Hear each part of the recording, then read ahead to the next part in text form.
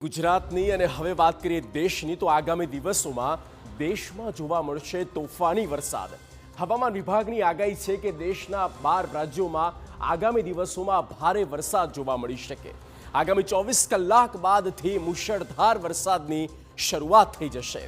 બંગાળની ખાડી સામાન્ય લોકોની સાથે સાથે ખેડૂતોની ચિંતા પણ વધી ગઈ છે, કારણ કે પાકને પણ નુકસાન થવાની સંભાવના ઊભી થઈ રહી છે। આગામી કલાકોમાં ઘણા રાજ્યો માટે મહત્વપૂર્ણ હોઈ શકે।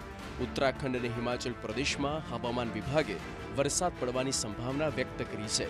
આવા મહિના લોકો માટે હવામાન વિભાગ દ્વારા ખાસ ચેતવણી જાહેર કરવામાં આવી અને ખરાબ હવામાનની સ્થિતિમાં લોકોને સુરક્ષિત સ્થળોએ રહેવા માટે કહેવામાં આવ્યું છે।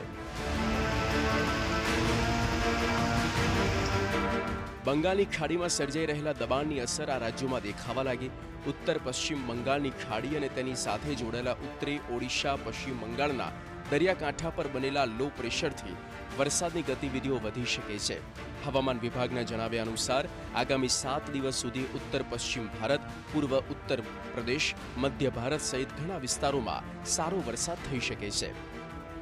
हम अनुमान लगा रहे हैं कि कल तक तो उड़ीसा में एक्सट्रीमली हैवी था, 20 सेंटीमीटर से ज़्यादा था, और आज हमारा अनुमान है कि रेनफॉल वहाँ पे वेरी हैवी रेनफॉल रह सकता है, 12 सेंटीमीटर से ज़्यादा रेनफॉल रहने का अनुमान है।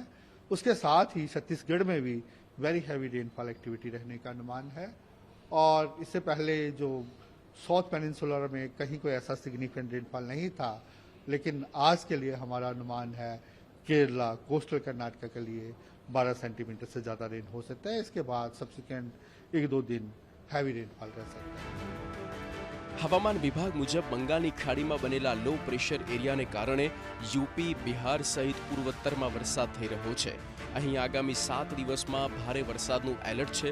બે નવી સિસ્ટમ સક્રિય થવાથી 20 થી 30 જુલાઈની વચ્ચે મધ્યપ્રદેશ સહિત ઉત્તર અને મધ્ય ભારતમાં વરસાદની શક્યતા છે। પશ્ચિમ ભારતમાં પણ સારા વરસાદની આગાહી છે। મહારાષ્ટ્ર અને ગુજરાતમાં ભારે વરસાદ વરસી શકે છે। Bureau report, TV9।